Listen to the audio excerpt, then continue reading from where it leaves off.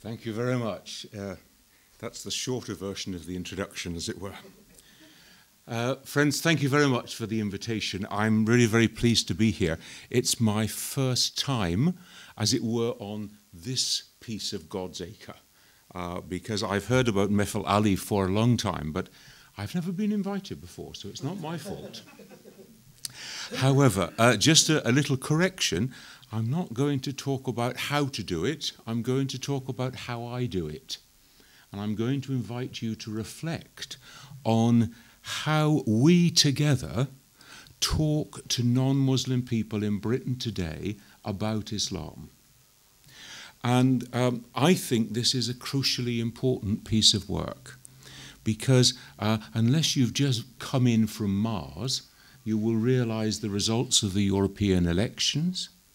You will have seen the results of the British Attitude Survey, in which we have got 30% of people having no problem to confess that they are racist, the sort of figures that we haven't had since the 1980s. We've seen the rise of Marine Le Pen in France. We've seen her teaming up with Geert Wilders. So we can see that there are all sorts of issues going on around Islam. When I teach Understanding Islam courses and talks, one of the things I say to people is, you cannot listen intelligently to the news on any day of the week without needing to understand something about Islam. Now, we all know that unfortunately a lot of the news reports are not giving a very positive or a very accurate picture of Islam. But to understand that, you need to know something. So that's why I think this is important. I have been involved in this kind of thing now for, well, a trifle over 30 years, let us say. As you heard, I began my serious study of Islam in 1986. And one of the things that I've been involved in is how to present Islam to non-Muslim people. And I want to share, first of all, as it were, the reason why I put myself up forward for doing that. And the reason is because I got so fed up of taking groups to mosques and hearing such an awful presentation that I couldn't bear to stay. Because, as you can imagine, an awful lot of people associated with mosques are not very good at doing that. That's the honest truth. And that's why I want us to think about it together. Let me begin by asking you to reflect on a few questions. The first question is this: if you want to understand a religion, is that purely an intellectual activity? Or does it require more than intellectual understanding and knowledge? You see, I would want to say that in order to follow a religion, it is to follow a certain way of life, to see the world in a certain way, to see my relationships with other people in a certain way. Now, if that is the case, it is a matter of the heart as well as a matter of the head. Therefore, to understand a religion is to understand it intuitively with the pole of the heart as well as with the pole of the head. Therefore, if we just fill people's heads with knowledge about Islam, they do not understand what it is to live your life out of a Muslim worldview and understanding that Islam brings us of the relationship between God, creation, human beings, and the rest of creation. Therefore, my approach is to say that we need to encourage both head and heart learning. And heart learning here, I refer to this as empathetic learning, feeling along with. Not sympathetic, oh, I'm very sorry for your trouble, but actually feeling within yourself what it must be to see the world from a Muslim perspective. because only if we do that are we beginning to understand Islam. So when I teach my standard 20-hour course, I've just finished one this afternoon, which is why I look rather wretched, but this was a 3-day intensive course, and when you've got them residential, you can get a lot more than 20 hours in. So they've been doing 12 hours a day for the last 3 days, but I let them off at 5 o'clock. When I teach this course, I say to people, one of my aims is that by the end of this course, you can think like a Muslim. You can feel like a Muslim. In other words, you can replicate within yourself, what must this question look like? What must it feel like from an Islamic perspective? And if you can't do that, or if you haven't got to that stage, I've not done a very good job, but if you've not got to that stage, you don't really understand Islam. Now, if you think about the way that any counsellor or any pastor or any GP who's doing a proper job operates, you need to replicate within yourself what is the situation that this person presents to me. You have, as it were, to feel yourself into that situation. Otherwise, you cannot possibly counsel this person. And so I want to suggest that to understand a religion, we actually have to give people the tools, as it were, to feel themselves within an Islamic frame of mind, to see the world through Muslim glasses, if you like. That's the first reflection. The second reflection is this. If a Christian spends his life teaching understanding Islam, one of the things that is obvious is that I'm not a da'i seeking to make the invitation of Islam to other people. So I often get asked, how many people have you converted to Islam? This is actually a simple answer, and that is, it's not my job, that's God's job. Next question. Because if God does not call you, you are not going to have a call to which to respond. It's not my place. It's not my job. But the question for you is this. What is the difference between helping people to understand Islam and making dawah? Is there a difference? If there is a difference, wherein lies the difference? Because what I'm talking about is helping people to understand Islam.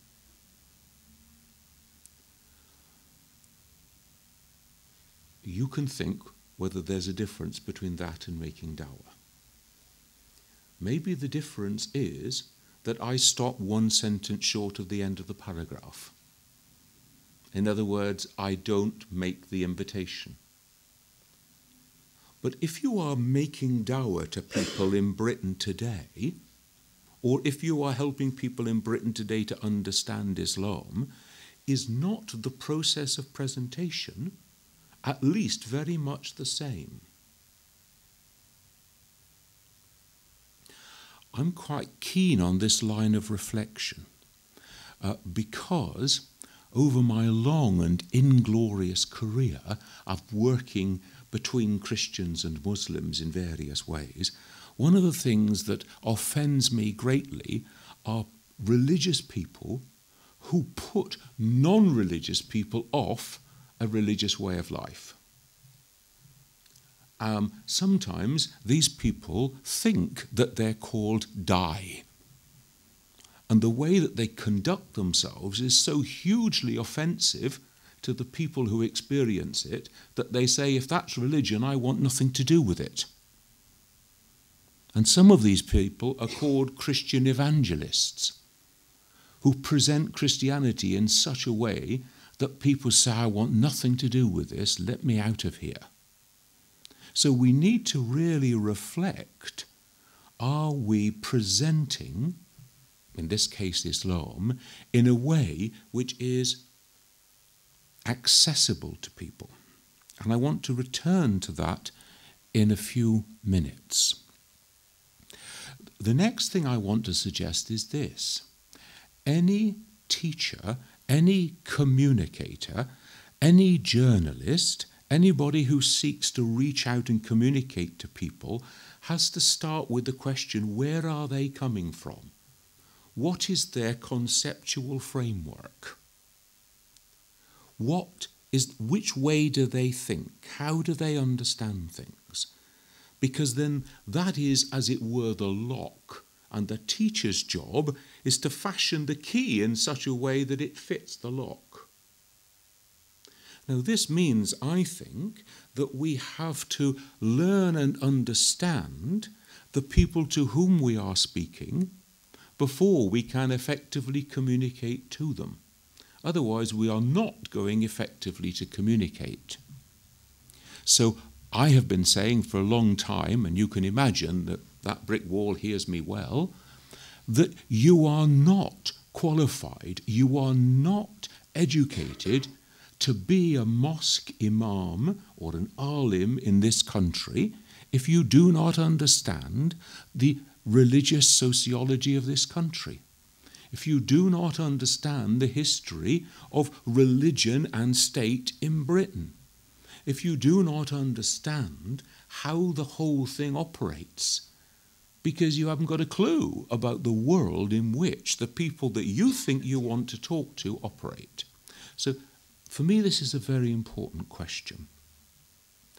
And therefore, if we had a lot of time, I would ask you to reflect on the question.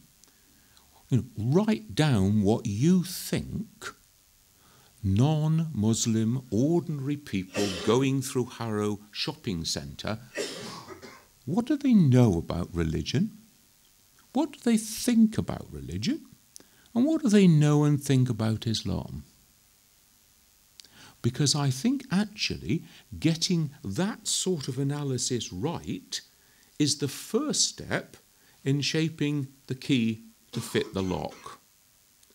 Because you need to know where people are coming from. One reason why I'm very grateful to be invited to come and speak here on this question is that I want to make a point which I hope is very obvious to you. And that is, young Muslim people born, growing up, being educated in Britain today, think and are educated and operate in the same conceptual framework as the rest of British society. In other words, to put it bluntly, if you don't understand how the rest of British society is thinking and operating, maybe you're not very good at talking to your own young people. It's a really crucial question, because they don't think and operate the way that their fathers or grandfathers did, because they have been educated in this situation. Let me give you an example. 2 examples, because I'm generous. My first Muslim professor. Now, I am a Western educated student. I have spent more years in university than you can count. So I have been trained, ask questions, think it out, put it in your own way, twist it around and see if it fits. So here he is teaching me tafsir. And I said to him, Professor, let me try and put it in my own words, and you can tell me if I've properly understood it. And his response was, no, you put it in my words, then I'll know you've understood it. Ever had that experience? Yeah? Ever been sitting on the floor in a madrasa? Yeah? From the age of 5, our children are going to school and are being taught, think it out for yourself, put it in your own words. Don't give it to me back in the words you got out of the book, put it in your own words. Have your own thoughts on this. If you can't analyse it, you only get to this level.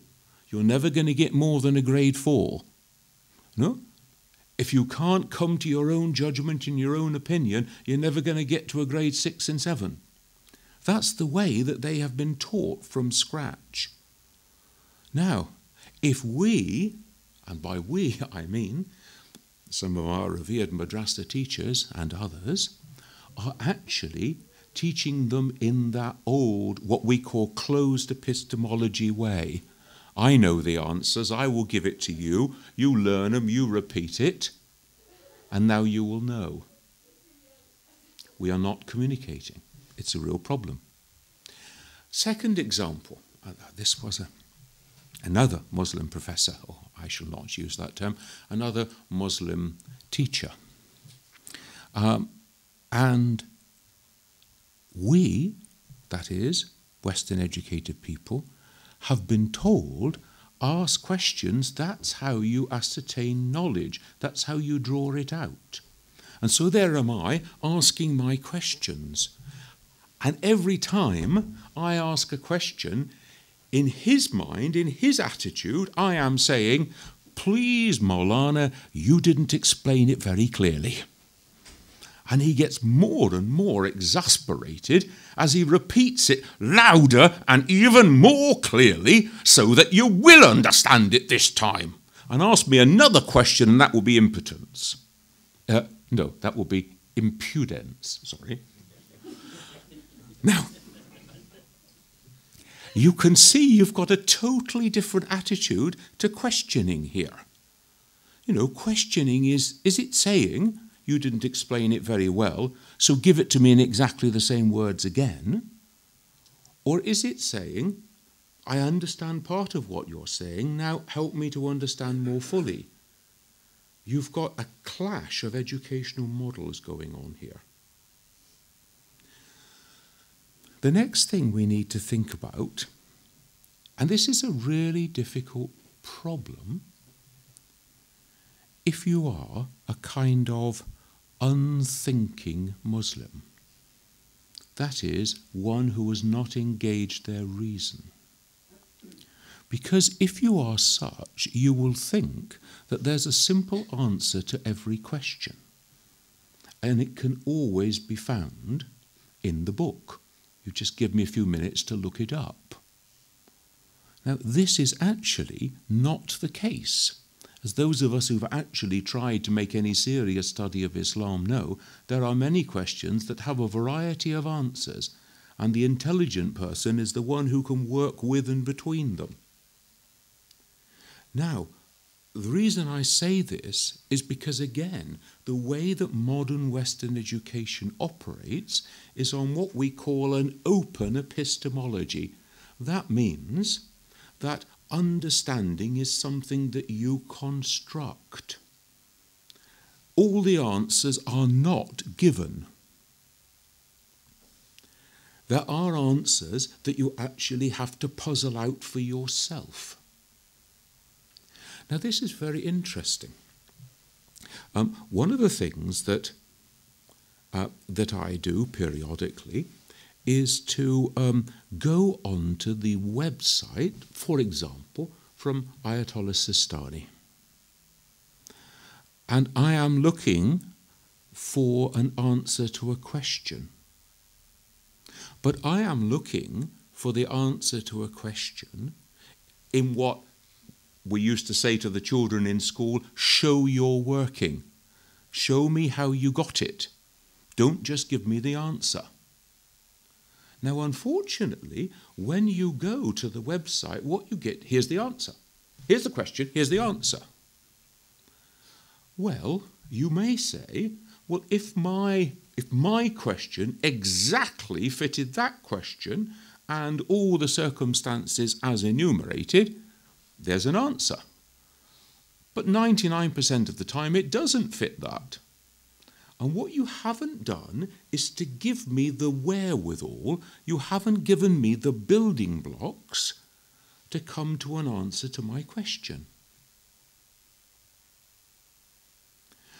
Now, for me, that's very serious, because one of the things that I want to say to you is this: learn a lesson from the other religious communities who have been longer in Britain and in Western Europe than you have.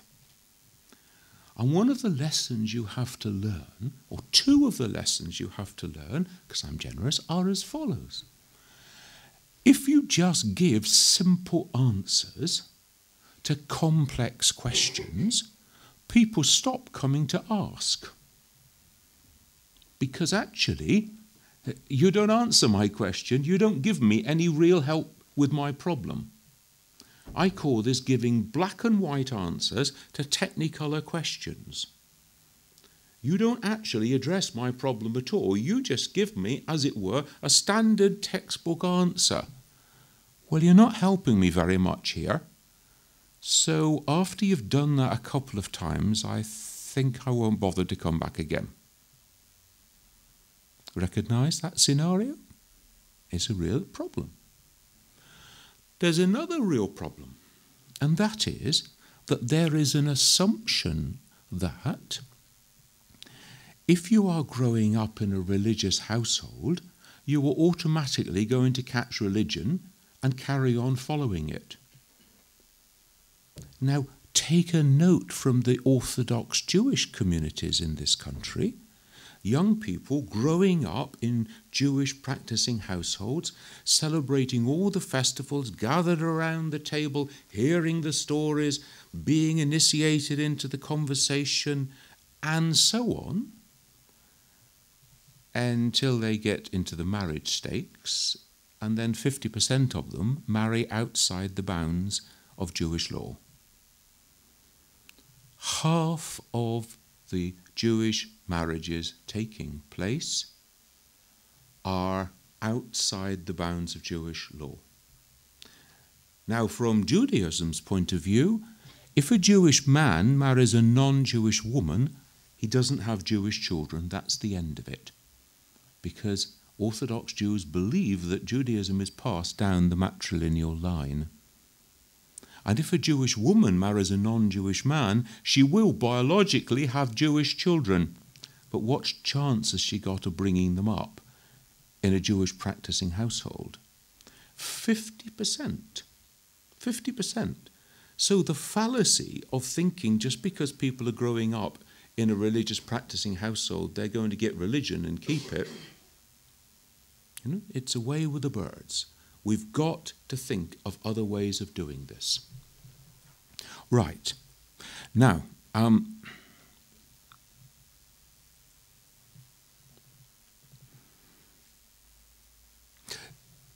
let me then approach the question this way. Where do you begin the story? You see, I have experienced two broad streams of Muslim presentation of Islam. One is the stream that begins, there was a prophet called Muhammad who was born in the Arabian Peninsula in the year 570, and then it goes on from there. You can fill in the rest. What have you done to your audience?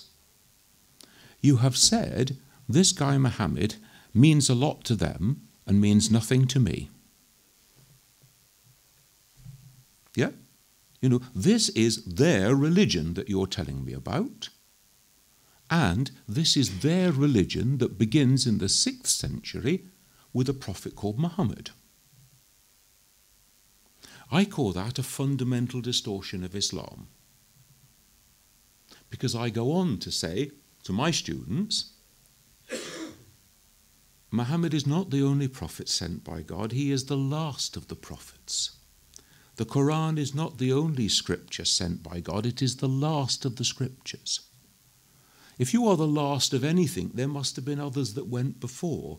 So if you begin the story there, it is like reading a detective novel and you open it at the 10th chapter, you get the denouement, you get to know who done it, but you don't know what they done. You don't know what the plot is. Now I hope you can see that situation. You don't know what the plot is. You don't know what is God's relationship with humankind. All you know is the bit of the story from Muhammad onwards.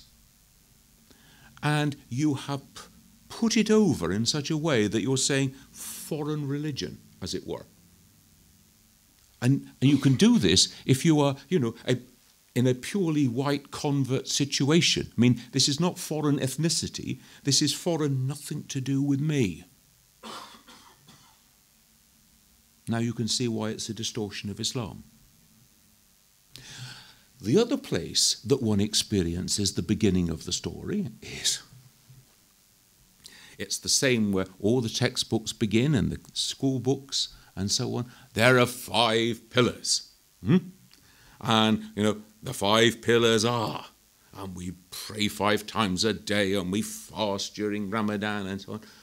Now, what have you done?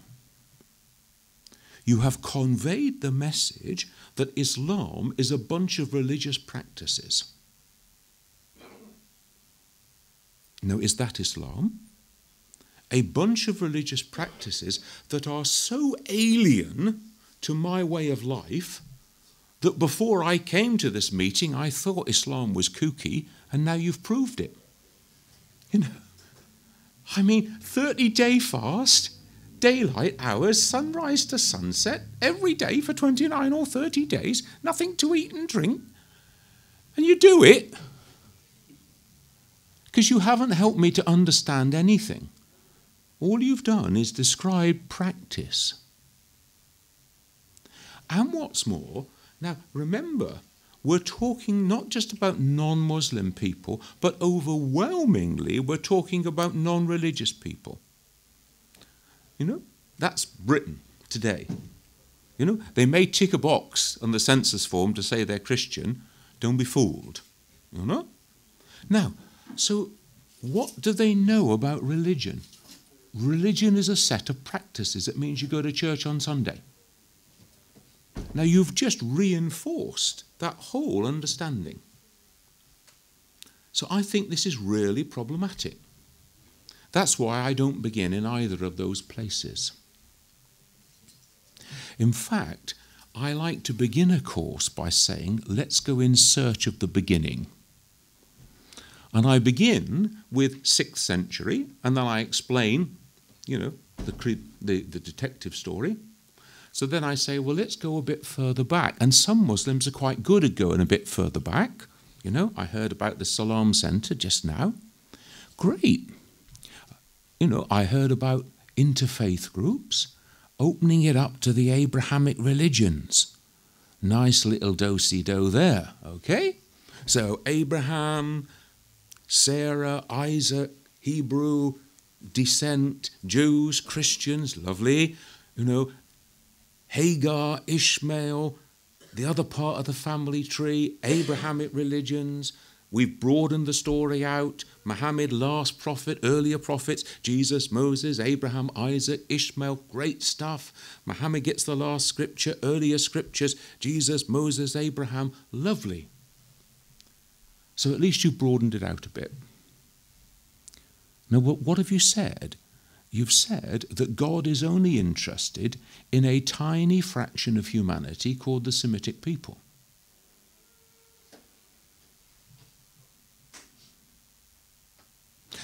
So what's quite interesting is to ask yourself this question. There are 25 prophets mentioned by name in the Quran. The Quran also tells us, we don't know, you don't know, how many prophets there were. We have a hadith of the Prophet which talks about 124,000. I know there are other hadith and so on, but let's leave that to one side. 124,000. What does this mean? It means that you have a list of prophets with 123,975 vacancies on it. Because you only know 25 of them. Now that's a really interesting place to start the thought pattern. 123,975 unknowns on our list.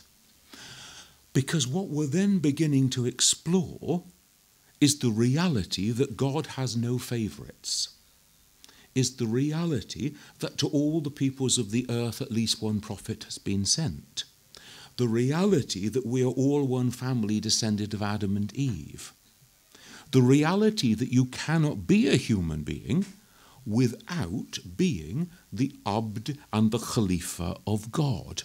That's what it is to be human. That is the human vocation. And if you are to do that, you need guidance from God, you need prophets from God. So what we've got to do is to widen out this Abrahamic angle and say, what about the Chinese people? What about the Eskimos? What about the people of North and South America? What about the people of Europe, for goodness sake? Now, to all those peoples, the Quran tells you, not me, to all those peoples, prophets have been sent. So 123,975 vacancies. This is a very interesting reflection, because you know that when the European Christian missionaries went to Africa and such like places, they were taught and believed that they were going to the dark continent and they were going to bring light there because no light had been before.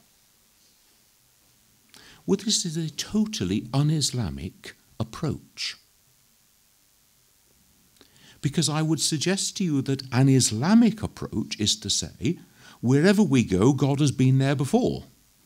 Because God has sent prophets to all the peoples of the earth. And by definition, they're not only before our time, but before the time of Prophet Muhammad, because he's the last. So there is a sense in which, whenever Muslims go to any new community, one is looking for the footprints, for the spore of the planting of God amongst these people. Now, we need to start changing perspectives here. We need to shift some paradigms. You will remember that our friend Rowan Williams, the former Archbishop of Canterbury, got himself into a trifle of trouble a few years ago with comments about accommodating elements of Sharia into British law. Now, if he had come to me before he wrote his speech, which he didn't, let me put that in, but if he had come to me beforehand, I would have said, look, brother, why don't you start by saying, thanks be to God that we have got huge swathes of Sharia in the British legal system. And after the gobs have been smacked, as it were, and then say it's called justice. There's no such thing as Muslim justice. There's no such thing as Christian justice. Justice does not carry labels. It is open and accessible to reason. Therefore, wherever you find justice, you find the Sharia. Isn't that what the Prophet comes to bring? Isn't God the just one? Wherever you find justice, there you find the way of Muhammad, you find the Sharia. So we need to start shifting our perspective. So I like to begin then by moving very quickly from the Abrahamic model to the whole humanity model. And then I like to ask, where could you begin the story? And there is only one place, in my understanding of Islam, that Islam could have us begin the story, and that is with God. Because God is the only eternally existing being. God was and there was nothing else. So that's got to be the beginning. And then I ask, what do we know about God? Naught. Until God does something. Once God creates, then we can begin to ask the question, what is the relationship between the Creator and the creation? And if you start unpacking that relationship, then I would suggest to you, I don't need to go through all the details because you know it, this is the root SLM. God creates the creation in a relationship of balance, of due order, of harmony, of justice, of safety, security, of peace, of everything in its proper place. Everything running according to the great designer's plan. And for the human being, that means obedience to the will of God. That's how I understand the relationship between the Creator and the creation to be. That is the meaning of the root SLM, from which we build the words Islam and Muslim and Salam.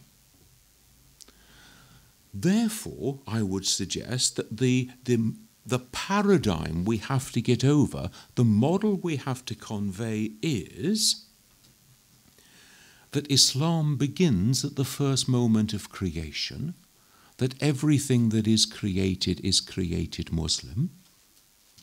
Everything that is created Muslim.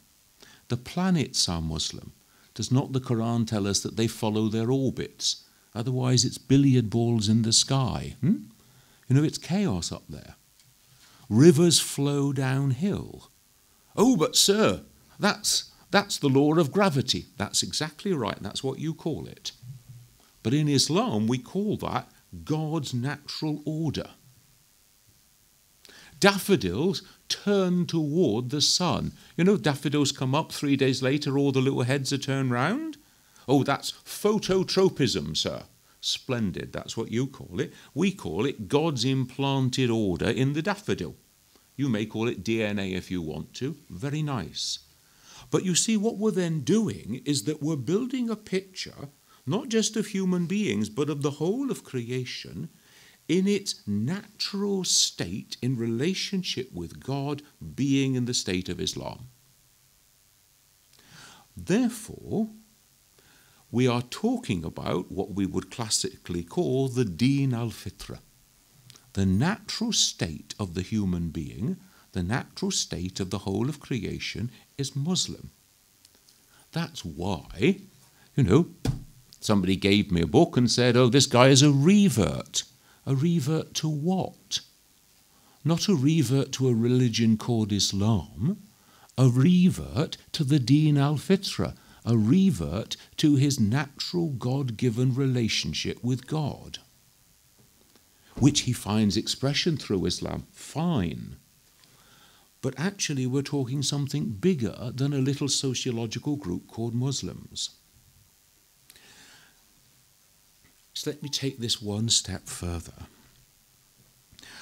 because this enables us then to talk about the great overarching themes of understanding Islam.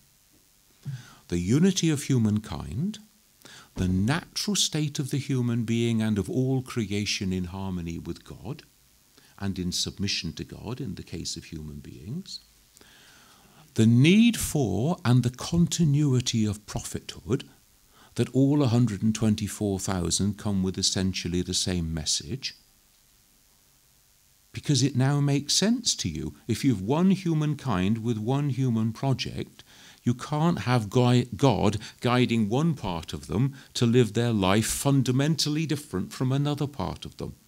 You've got continuity of message here. And in the continuity of message, the final message, the definitive imprint, as it were, is the Quran. But we have everybody, the whole of humankind, included in the story. And then 124,000 prophets to all the peoples of the earth. We've included the whole of humankind into the story. And the last and definitive, the seal of the prophet, the guarantor of the prophecy that went before, is Prophet Muhammad.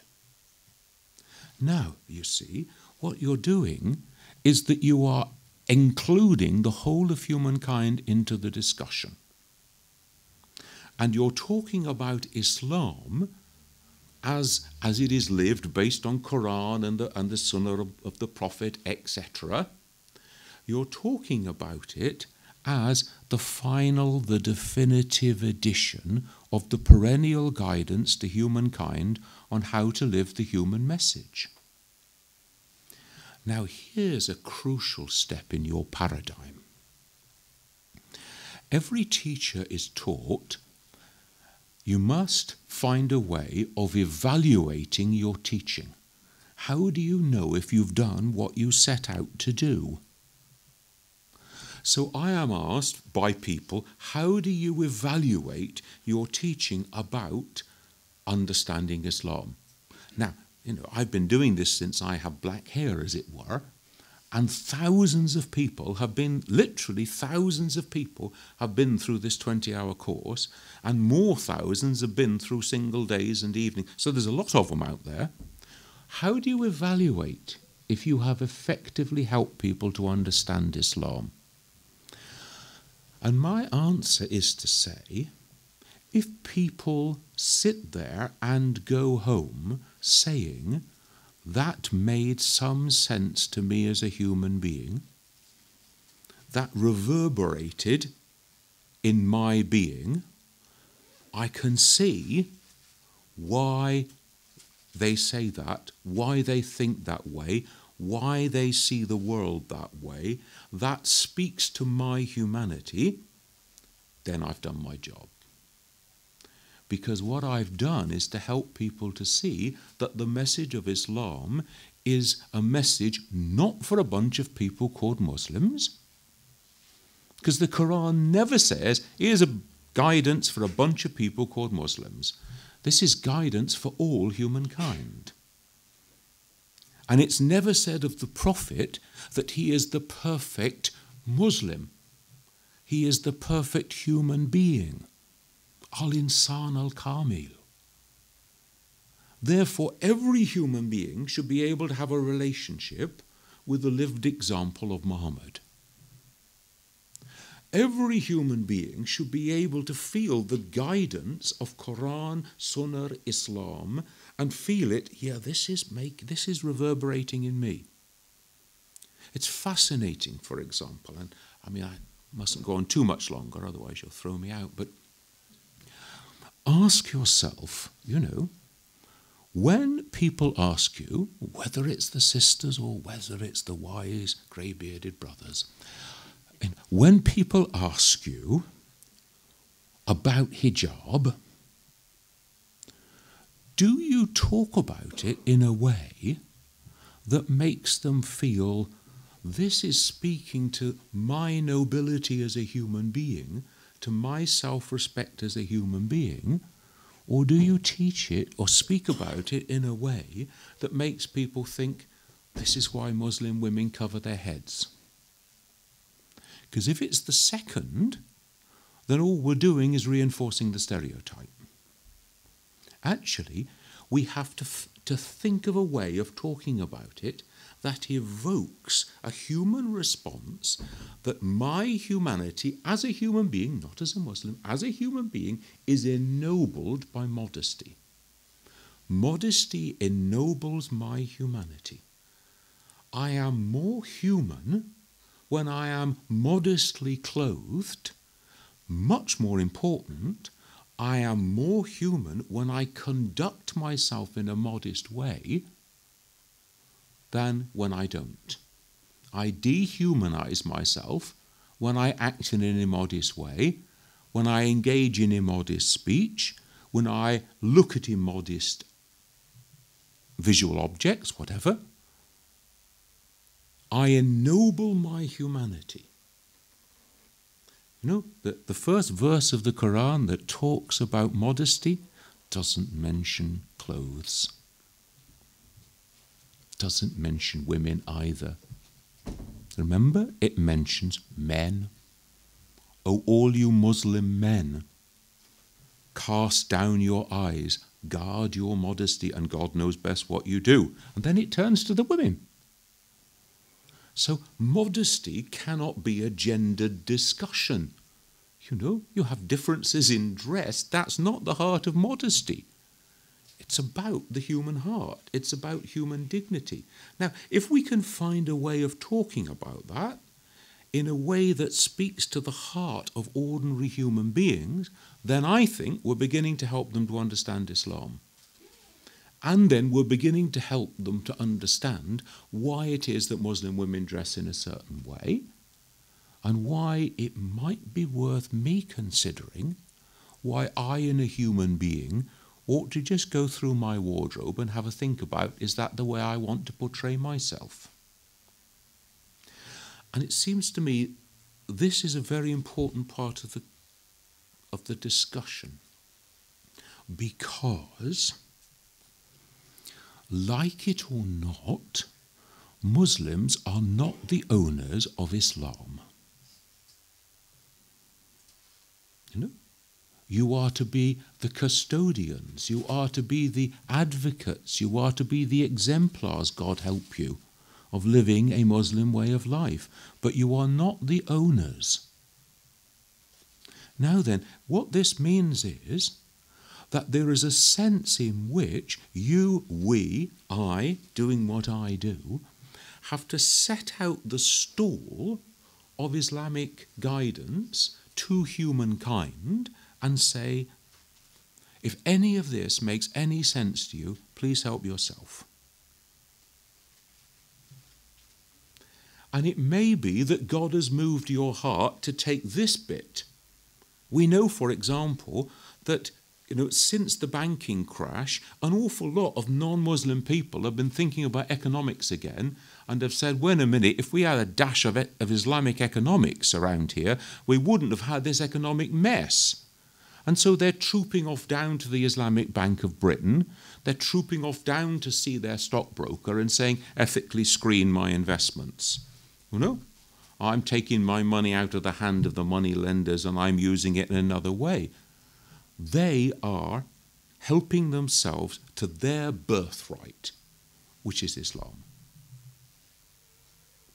And if we are anything but rejoicing at that, answers to God on a sheet of paper, as it were. Now, what this means is, this is uncomfortable, you see, because the way that we have been taught to think is that Islam is a whole package. You take the whole thing or you take nothing.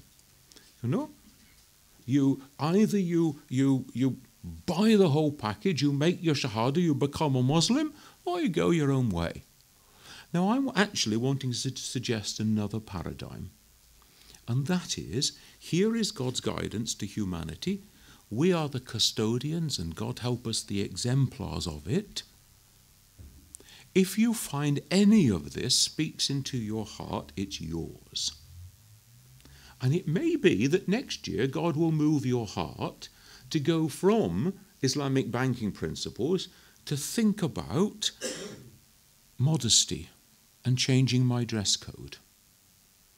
To think about not just being concerned about my tribe, whatever you call your tribe, it could be Manchester United supporters, or it could be, British people.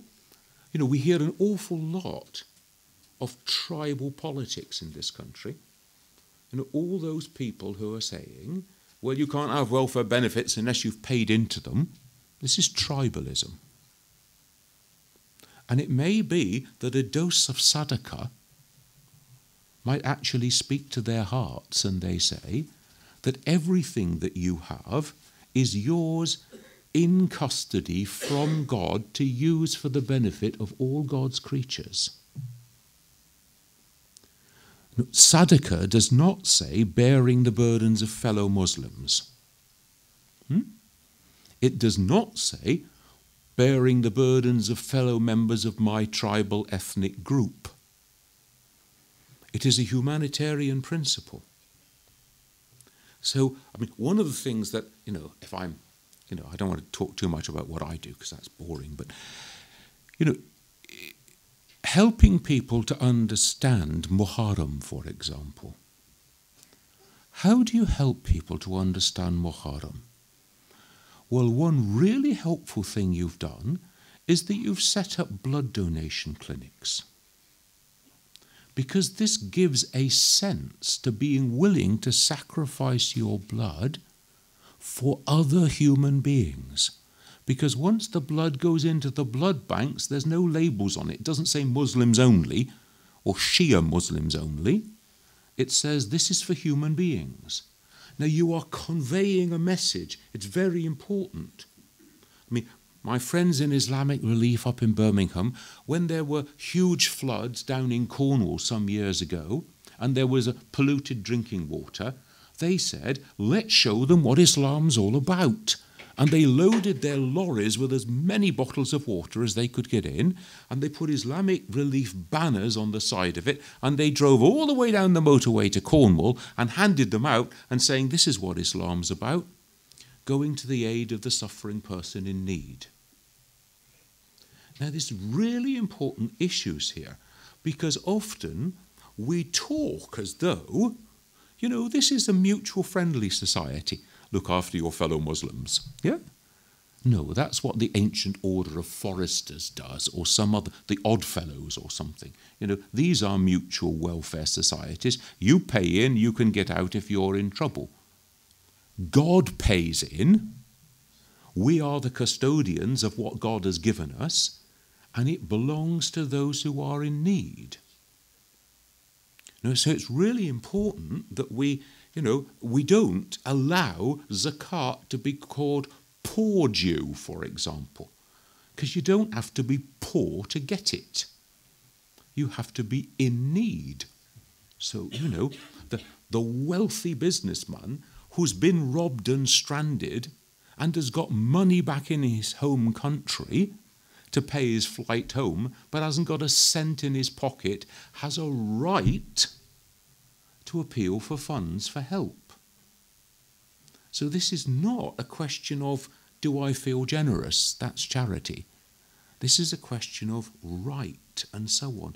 Now, if we can start talking in this way, we're helping people to get a very different understanding of Islam, because believe you me, if it's not obvious to you, we need to do that in spades, because people are getting a very distorted picture of Islam. Every day on every newscast, you know?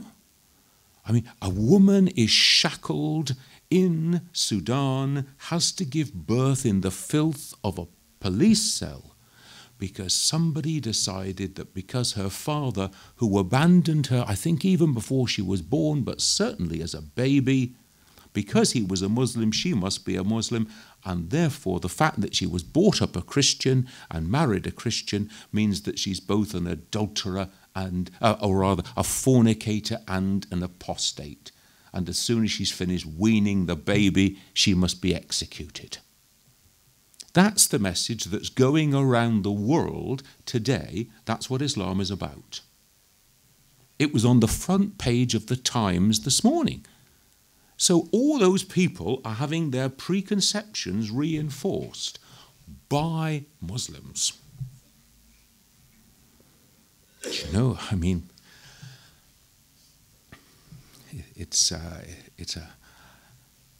isn't it George Bernard Shaw who has the wonderful saying, you know, best Islam, worst Muslims.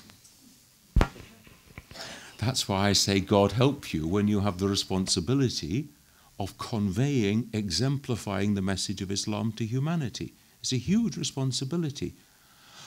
Anyway, I better shut up there and you better come back, because I've just about got to the end of the first quarter of the first page, so we might be here all night.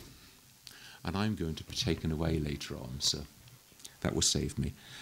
Is it permitted for me just to say, please now ask questions? Oh, thank you. Please now ask questions. Thank you. We'll have a few minutes of question and answers right now, and then we'll break for prayers, and if anyone else has questions, please come and talk to him. So we'll start with 5 minutes. Anyone from the sisters' side first?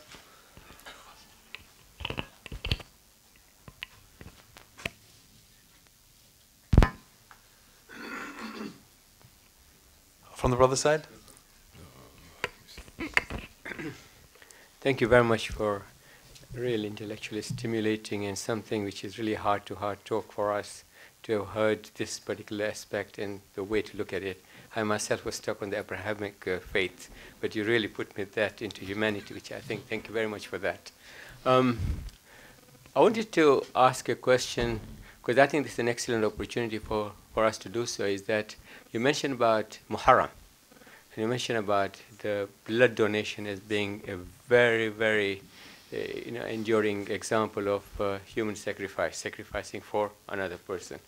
I just wanted to see one of the things that has been engaging my own mind and others is how do we bring Imam Hussein and the message of Imam Hussein known to the people, and to make it so clear what the eternal message and what the humanity side is. So in addition to blood donation, what would you suggest as a way? Because you've got a website now, Who is Hussein, we have got posters, but somehow we have to engage with the heart and the soul, the mind and the soul of the various people who deserve to know about Imam Hussein. Yes, I think the who is Hussein, present tense, who is Hussein, very interesting, very clever. The Who is Hussein campaign was a really good idea, because it tried to get outside the box a bit and attract and speak to other people. It's not just because I had one of the little videos, but there we are. Now, I have two immediate thoughts in response. One is to say, and this is this is an internal Muslim discussion, I think that you have to examine how your publicly expressed rituals of mourning are perceived in British society.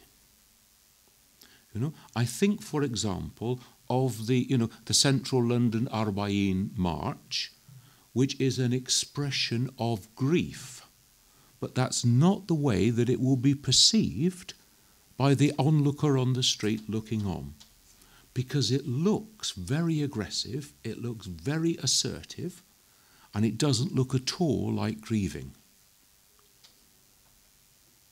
Now, what you do within your own four walls, as it were, within an internal paradigm in which you understand what you're doing, fine, as long as you've found a way of communicating it to your young people so that they also understand what they're doing. And we don't have little idiots proving how hard they are by doing the matam with a whip or something. It's not about how hard you are, for goodness sake. So that's one issue. I think you really have to look at the public images, at the public symbols. The way that I approach it, because I get asked to do things, people think, not only am I, a Muslim making taqiyya, but I'm definitely a Shia making taqiyya, because I appear on so many Shia TV channels, Well, it's because I am invited. It's as simple as that. If the other boys would invite me, I'd be there too. Thank you very much for the invitation. I mean, I quite often get asked, to appear, because, Muharram is so long and so intensive, you've got to fill the screen hours somehow. So it's really important. It's a reality. Try running a TV channel. It's hard work. I think you've got to analyse, out of the Karbala story, what are the eternal human messages. So I would begin by asking, is there anything more important than life? Is there anything more important than preserving your own life? Because that leads us to the question, is there anything worth dying for? Is there anything so important that you would consider dying before you gave it up? Because now you're talking into the humanity of the Karbala story. And then to say, is there anything which so speaks of duty that you would be prepared to put your life at risk to do it? The doctor who goes to the contagious patient, the nurse who goes to the leprosy victim, the person who runs and tries to pull somebody out of a burning house. What are the examples in our own society when I am prepared to put my life at risk for the sake of a higher ideal? Now, ladies, if you're talking to other women about this, start talking about the risks of motherhood. Because some of you will know women who have risked their own lives to give birth to their children. Because I want to fulfill this preeminent part of womanhood, and I know the doctors tell me it will be dangerous, but what do you expect me to do? Now that's out there, that's lots of women out there are living through that same experience, and you are talking to their humanity. So we have to find ways of talking to the human experience of others that, as it were, resonate with the message of Karbala. And I think these two lines would be good points of reflection. But prayer time must be coming because it's getting dark. But am I to shut up? Yes, sir. If anyone has any more questions, it would be hopefully Dr. Chris is around for a bit longer. Inshallah. And so we'll break for prayers, and please feel free to come and ask him a question afterwards. Thank you. Thank you.